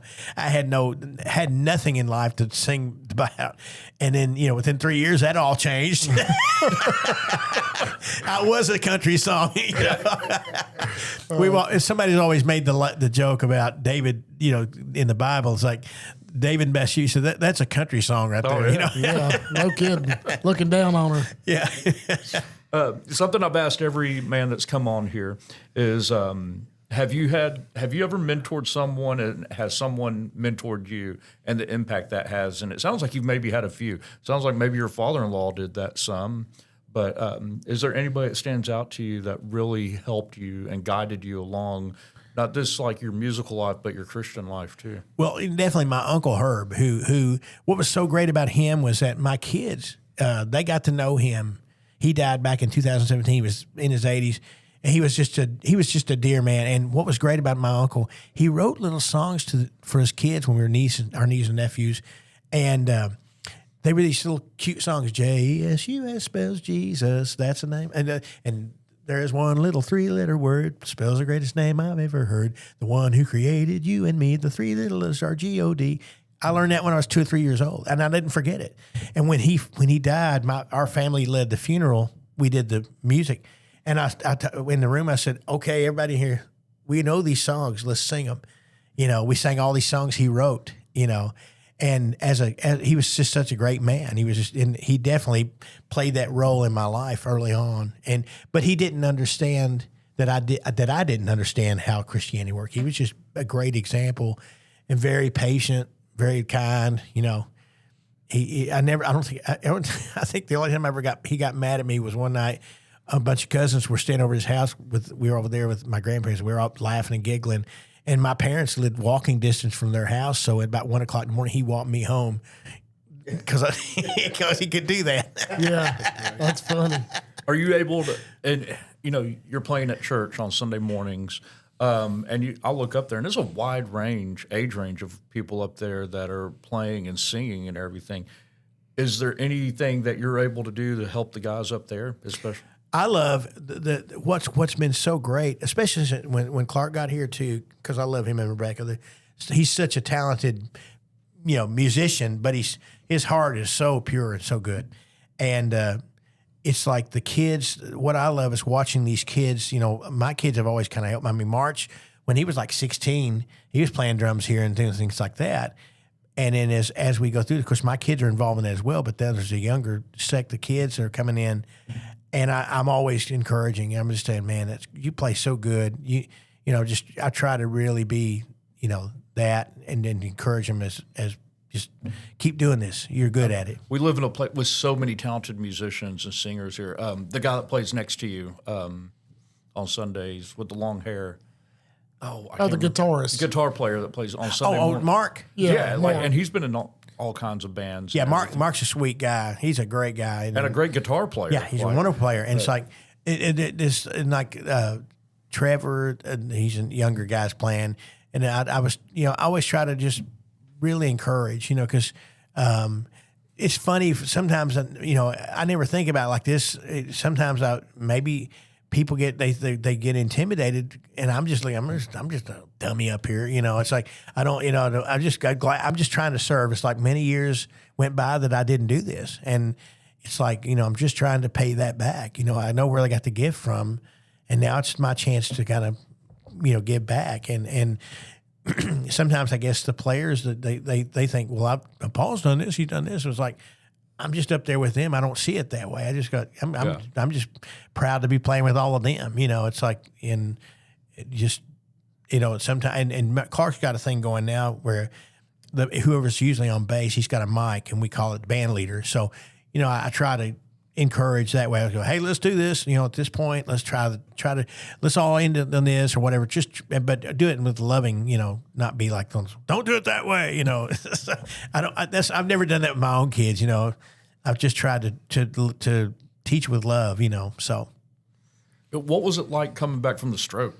And obviously, you said you had to learn to play again. How was that? It was just so crazy. It's almost. Those first few days, and you're laying in the hospital, and I'm going, am I going to do this again? Am I going to be able to play? Because, my arm, I could not. It was nothing. And Jamie and the kids brought down, I think it was Talon's guitar. She has a little mini Taylor. And I'd been in the hospital for about a week, and they brought it down one night. And I've got a little video, and it's like I could barely hold the guitar pick, And then I would sit in the room and just try to practice. And then when I came home, I'd just sit around and just try to play scales and stuff. And when we first started practicing for the first few days, it was really frustrating because my mind would tell me I had to play this, but my arm was just not going there. It was just like, pretty humbling. Oh, it's very humbling, and it's like a singing. Actually, I'm going to help tomorrow night with Celebrate Recovery. I'm going to play acoustic, and they said, Paul, is there a song I said, well, I'm just going to tell you right now, singing lead. I'm a bit of a chicken, but let me know if you got something. I'll try to learn it. Just take the challenge and go for it. If you don't like it, I'll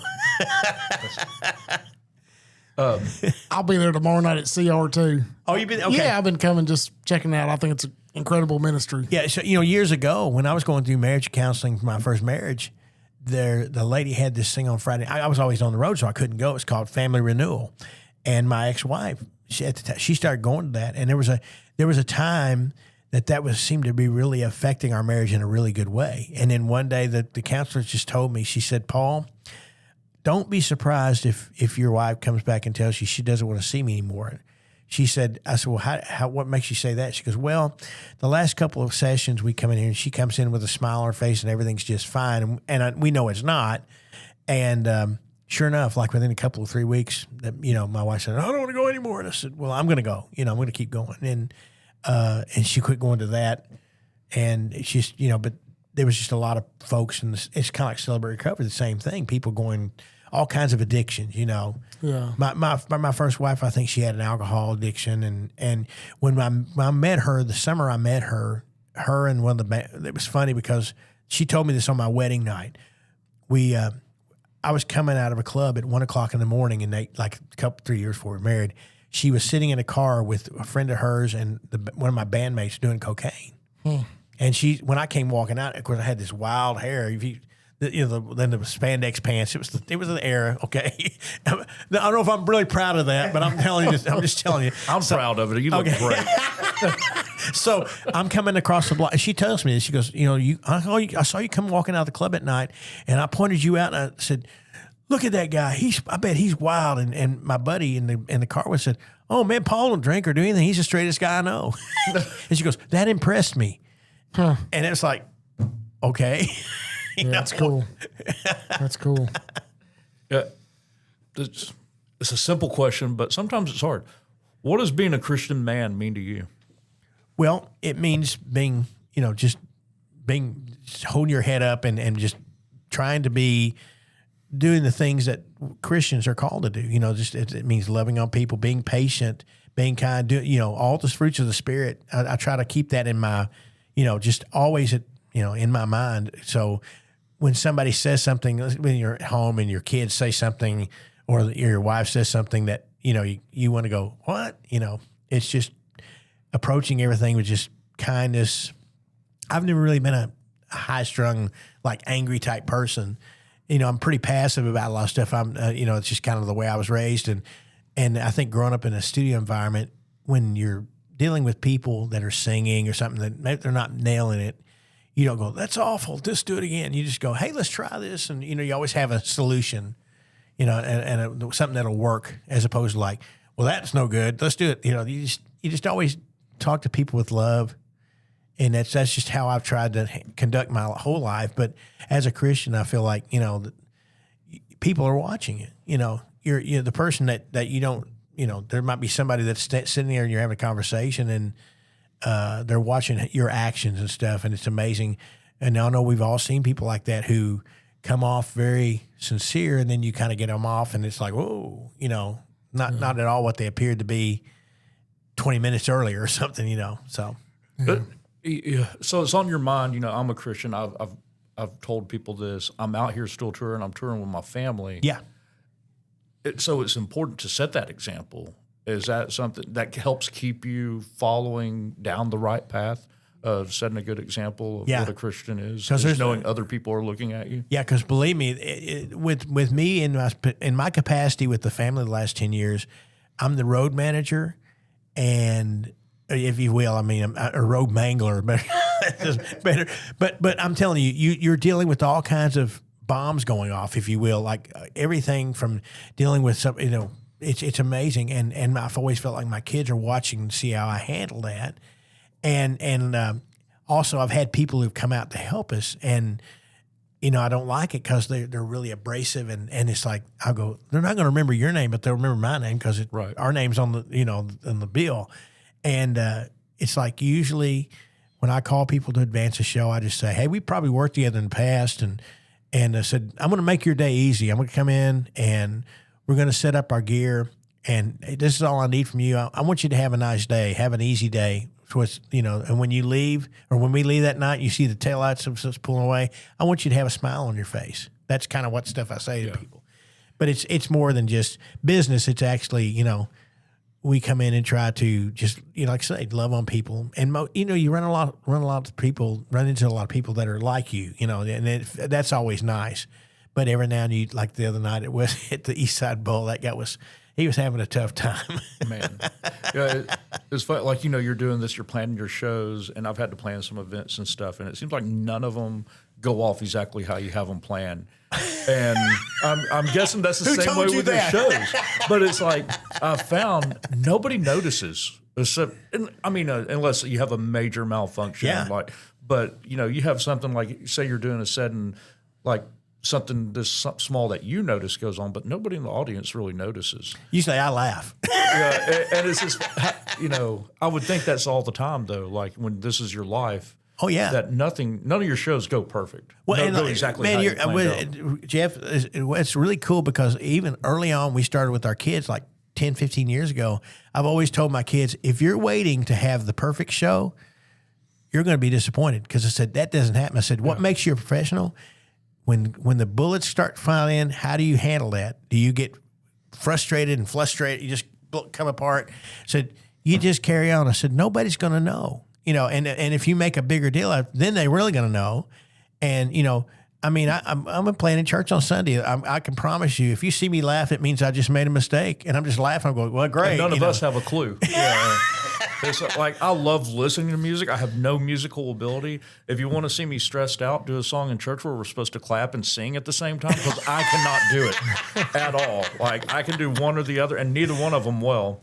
My daughter, she loves singing. She taught herself guitar, piano, all that. And I don't know where she got it from, because it did not come from me at all. But like, I just find it funny. Like, we get on, and I'm sure Foster does the same thing in your line of work. Like, you want this job to go perfect, and there's always some kind of mistake, but nobody notices. You know, and in our Christian life, we can't live a perfect life. We're going to sin. Yeah. And the only one that knows is us and Jesus.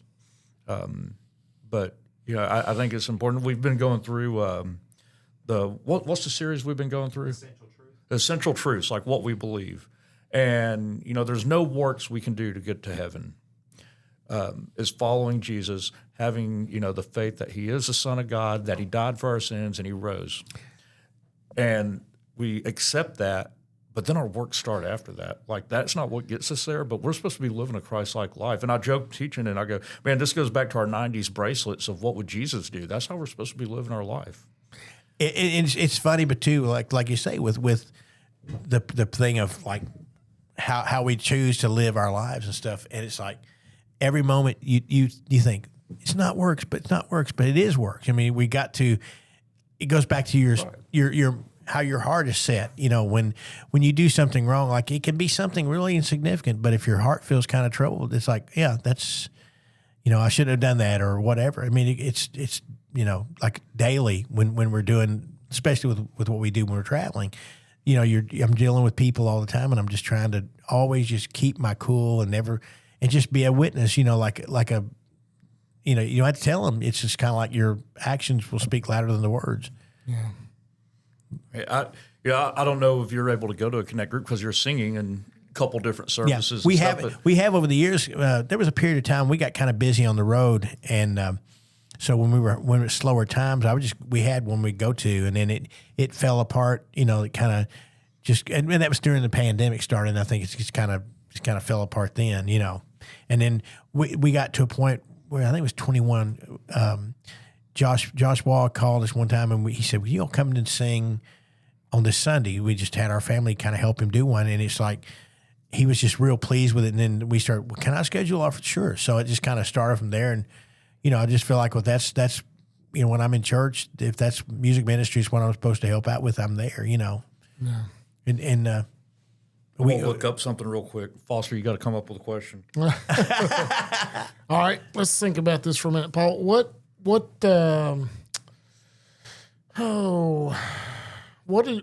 How do you think, or what do you think the most important thing to your children are in their walk with the Lord?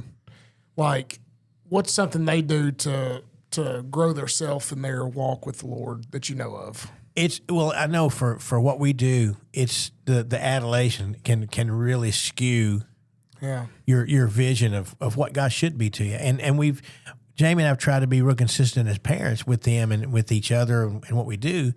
And, but we've had moments where our oldest, when he got about 19 or 20, he went through this thing where it's kind of like, y'all raised me in church. But I have to, it scares Jamie to death. It worries her when they start kind of, Texas is very serious right now. She's in a real serious mindset. Kel he actually did the college ministry. He led that till he aged out, and everybody's pretty conscientious, but Jamie will just get really, upset and what's going wrong, and I go, well, Jamie, I think God wants them to seek out. We've done our part. We're at that point where they're grown and we can't control that anymore. And we just, we got to let them find. I mean, look at me. I went all those years, and I was probably about 32 when I really finally went, I get it, Yeah. And so I just try to be patient and don't push hard on them. We need to go, it's like, I think the footing is there. I think the grounding is there. And March, after Norlee passed last year, that really shook March up, Yeah. And then, because I know he went over to their house with his girlfriend, and we hadn't gotten there yet. We went over there. Jamie wanted to go pick out clothes. It's a very sad time. And his girlfriend told Jamie that he was walking through the house looking at stuff, and he just kind of lost it. So I know that, and he was talking to Jamie about it too. I know I'll see her again, Mom, and all that, but, it's just it rocked his world. But, it's those things that God will use to, man, we've gone through, all of us can sit here, can say things that have happened have been very bad at the moment they happened, but somehow in the, years later, something, probably he turned it into something beautiful. You can take something, that's simply so bad that, and I always try to, I try to look at things through that to that side, just. Yeah. That's good. That's good. So this past Sunday, we were in Matthew 25, and we're reading part of, and it's Jesus is using a parable. He's a shepherd. He's separating sheep from the goat, and he said the sheep will be on his right. And then it says, the king will say to these on his right, come, you are blessed by my Father, inherit the kingdom prepared for you from foundation of the world. For I was hungry, and you gave me something to eat. I was thirsty, and you gave me something to drink. I was a stranger, you took me in. I was naked, you clothed me. I was sick, and you took care of me. I was in prison, and you visited me. And then it goes in, and the sheep are saying, we never saw you that way. We didn't even know. And I think a lot of what you said today, how you're going in and how you're approaching, the guy that's the stage manager or whatever he was, and and how you're treating these people goes right into that. You might not be feeding them and clothing them, but the way you're treating them, where you're acting in love, really, and not getting angry and because I'm sure a lot of artists will come in there and stuff like that will happen. There's going to be an argument back and forth. And you're trying to do it a different way, and you're doing the same thing, and you don't know the people that you're dealing with all the time. No, and I don't know their walk. I don't know what they've been through. That's right. How Jamie and I always deal with people. They could be having the worst day of their life. Yeah, like I've always told my kids when we started doing this music thing, I said, guys, here's our mission. We go out there, we play 45 minutes, 75 minutes, an hour, whatever we play. I said, the people sitting in the audience, somebody had a diagnosis of a fatal disease. They lost their job. They lost a loved one, their dog died or whatever. I said, but they've had a tough day. Our job is to bring a smile to their face. That's all. Yeah. And if they clap for you, that's great. They're appreciative of you. But it's like, so many people get so hooked on that.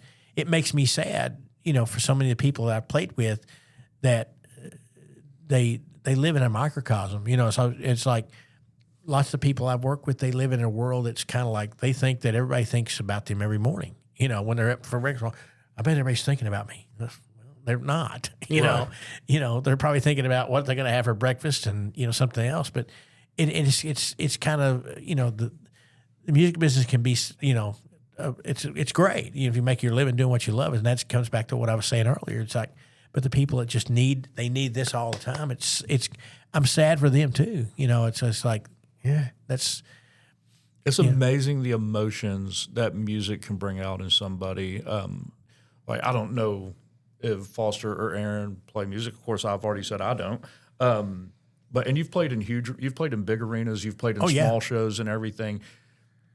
What do you? I'm sure the small ones it's easier to see, but the emotion that you see in people when you're playing and different songs and the emotion that can bring out. What kind of effect does that have on you as an artist? When people are enjoying themselves and you feel that feedback from it, it makes you. It brings you joy, and you feel. And there's times when people are. We were talking about Branson earlier. Yeah, well, I played back a few years ago with the Oaks, and the audience was an older audience, and even though they appreciated the show, you would look out in the audience during the show, and they'd be. There's no energy. They'd be asleep, literally, and we'd watch stretchers like paramedics can take people on stretchers out. No kidding. That sounds. But it's like, but the truth is, most people, and I've always told my kids, sometimes we play a show where people, they just sit there like, is this a visitation or something? What's going, and the kids would go, what? And I said, it's okay. I said, look, if they didn't like it, they'd walk out. They'd go out.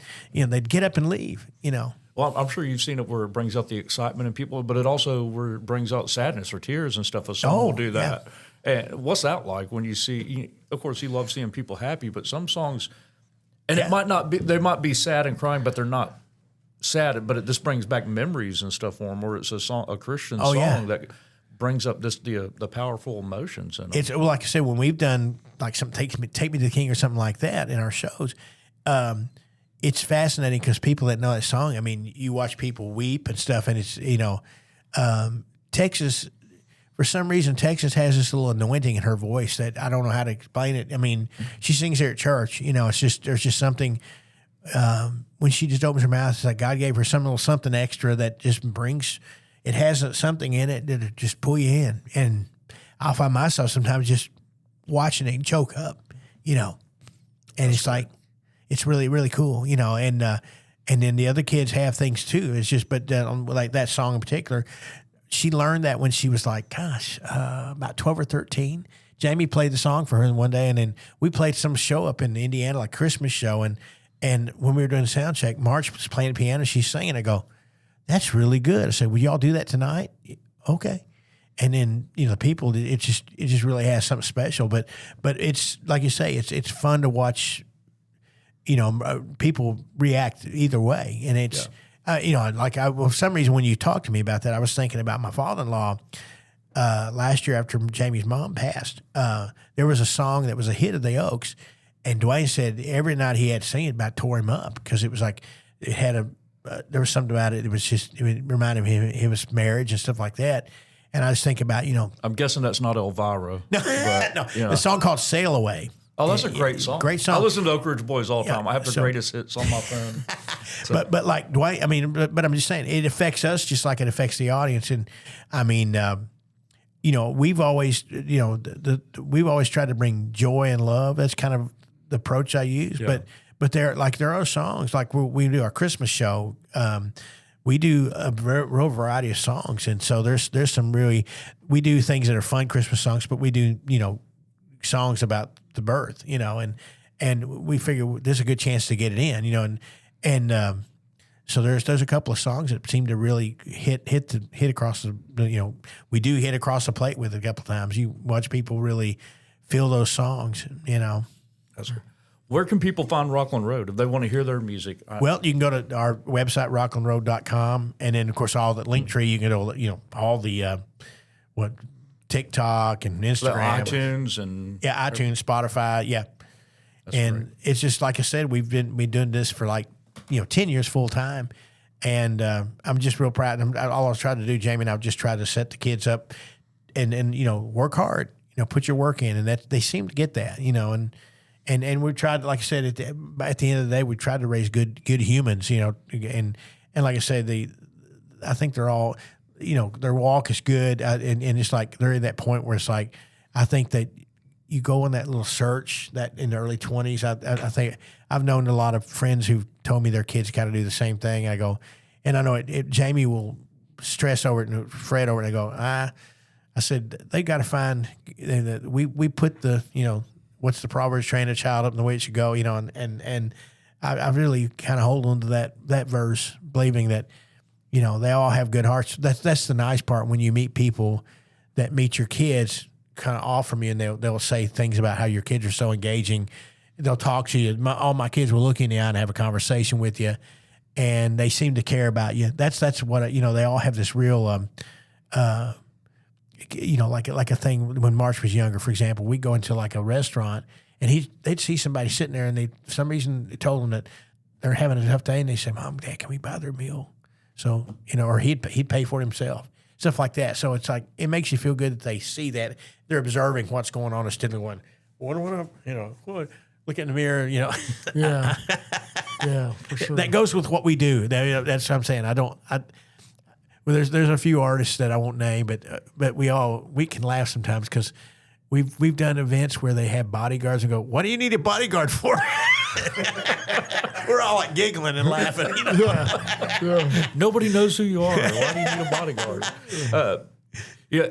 Living in the Nashville area, you got people moving in here all the time that are trying to make it in the music world. And you got Christians moving in here too that want to make it in, the secular music world. Is there any, as we get ready to close out, is there any advice you'd give those people coming and how encouragement on maintaining their faith and everything? Well, there was a songwriter one time when I first came to town. He wrote a bunch of big hits, and I was just a young guy. I was like, I wanted to be a writer too. And I asked him, I said, is there anything you could impart wisdom-wise as a songwriter that would just, I said, I don't want you to tell me a 20-page disclosure of what it would take to be a songwriter. Is there something simple you could say? And he said, write honest. And I took that kind of, I was probably about 25 or 6 when he said that. And I look at that as kind of my life as like, just be honest, let people see who you are, flaws and all, and try to, and always be mindful that the person you're talking to is having a bad day or something. It's just, and then as I got saved, when I was a little later on, it's like it really makes that resonates more with me now as far as just dealing with even people at church are going through tough times. Us. Yeah. And Jamie and I've always been real fascinated. We've noticed that over the years, our marriage, we'll run into total strangers, we'll be in a store or something, just talk. They don't know who we are or anything. They don't know anything about us. And we'll just kind of maybe talk up conversation. And the next thing you know, they're telling us some really heavy stuff. And I go, why do people say that to us? And I guess they just, they feel like that they can comfortable. And it's like, well, just fine, because we're not going to go spread their news or anything. But it's like if they needed to sound off on somebody, it's but just if you're going to do this, remember, who's first, and that's not you. That's the problem, I think, with a lot of people. They get caught up in that part of it. And if and for me, it's still got to, I want to have fun doing what I love. And when you get so caught up, I could sit here and write out a page a mile long of my frustrations and the frustrations and all the things that would have gone wrong. And I've even told the kids that, look at your granddad. I said, the Oaks have sold 40-some million records. He's in the Country Music Hall of Fame, the Gospel Music Hall of Fame. Dwayne just went into the Southern Gospel Music Hall of Fame. He's played for countless presidents and dignitaries. I said, that's the plus column. Now ask Granddad about his minus column. It's a lot longer. I said, but you do what you love and you don't get discouraged. But that's, a lot of people get they want it now and they want it fast. And, and it's like, I think you better focus on, who gave you the talent. I wish I'd understood that sooner, but I'm glad I understand it now, Well, and now you're able to impart it on others. As a 20-something-year-old, you might not have been able to. Yeah. It would have changed your life, but, you have a story that you're able to tell. Yeah. You have, the trials and everything that you went through. Well, and my desire, like when I was a young kid, watching these people in these bars, that you just watched them, and you thought that's got to be a terrible way, a terrible life. That's all they got to live for. And I didn't understand even the Christian walk well enough to understand that. But as I got older, it's kind of like, well, those are the people you got to kind of go back to and find those people and show them that, you care about them. Maybe nobody cares about them. That's how they feel. And, let them know there's somebody that cares for them more than they ever know or could ever, nobody on earth can care for them like he can, So how can you impart that and tell them that with, because how people can be. They can be very... Being honest, like you said, telling them the truth. And it doesn't exempt you from the struggles. Yourself, having the stroke, having to relearn to play all the instruments and everything. Yeah. This being a Christian doesn't make you exempt from having hard times. Yeah, it's funny. When I was younger and naive, like everyone would be at that time, you always somehow you got this message. Well, when I get saved, my troubles are over. And Bruce has said that many times. We're going to have troubles in this life. It's just it's really sad when people are unsaved that have troubles.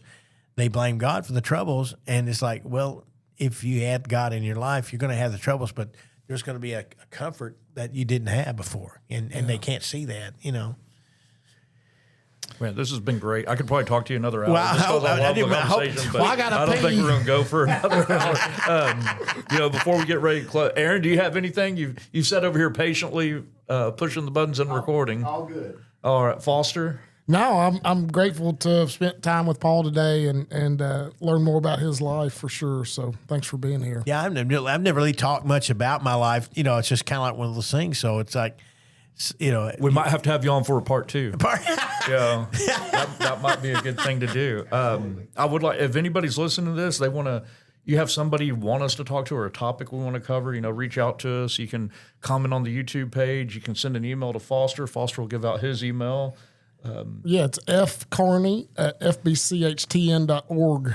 And I'm sure we can that'll be in our show notes and everything also, so you can find that. You probably need to talk, to somebody I just thought of is my father-in-law be good Yeah, I would love to have him on. He's got his story. Real quick, the story he's always told me, and this is one of those that it's a God story to me, and I've told him this. Every time he told me the story, gives me chills. When he was playing with a gospel group called the Prophets in 1965 or 6, he got his draft notice. He sold everything, went back to Texas where he's from, reported to the draft board, and got there, did his physical, failed his physical. He had a heart murmur. They turned him down. Then he can't. Well, now what do I do? I sold everything. So he calls his banker in his hometown in Texas. The guy goes, "Go, take a cab. I'll pay the cab fare. You can pay me back later." He goes down there, and some guy gives him a car, and the guy drives a car back to his hometown. The guy finances it. He puts what remaining stuff he has. His mom and dad gave him a $100 bill. That's all they had. He drives back to Nashville, and when he gets here, he goes straight down to the talent agency that booked the Oak Ridge Boys, and he went in to see if they knew of anybody who's looking for a singer, and not just the Oaks, but any gospel group, because he was coming back. And when he gets there, the lady at the receptionist at the office, she puts her phone down. He said she looked like she saw a ghost. And she said, "You're Dwayne Allen?" He said, "Yeah." She said, "I was just trying to call you. The Oak Ridge Boys are back here with Don, the talent guy, the agent." And they said, "Try Dwayne Allen once more, and if we can't get him, let's just break the band up." Wow. And he walked in at that moment. When he tells me, I said, "Dwayne, do you realize that had not happened, you wouldn't have met Nora Lee. You wouldn't have Jamie. I wouldn't have Jamie, and I wouldn't have my kids because of that event." It's like, and tell me there's no God. Come on, that's like, yeah, that's pretty heavy. That's amazing. I told the brief version that Dwayne can tell it more. That's cool. We'll definitely have to have him on. Yeah, That would be great. Yeah. Foster, you want to close us out? Yeah, let me pray for us. We'll get out of here. Lord, thank you for today. Thank you for this time that we've had with Paul and God. It's amazing hearing how you orchestrate our lives in different facets of the areas that we live in. And God, I'm just grateful for that. I hope, Lord, that today you were honored and glorified, and coming off today, Lord, that you will continue to be glorified and honored. I pray blessings over Rockland Road. Lord, I pray that you give them the boldness and the courage, continued boldness and courage, just to put you first in their life. And when other people see them, maybe not because of the words that they say, but the way that they treat others with love, Lord, that they will be drawn to them, and through that, they'll maybe come to know who you are, Lord. We love you. Thank you for today. Help us be more like you, Lord. In Jesus' name, amen.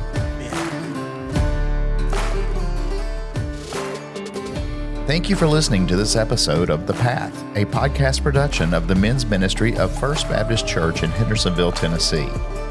For more information, or if you have questions, please visit our website at FBCHville.com. That's FBCHville.com.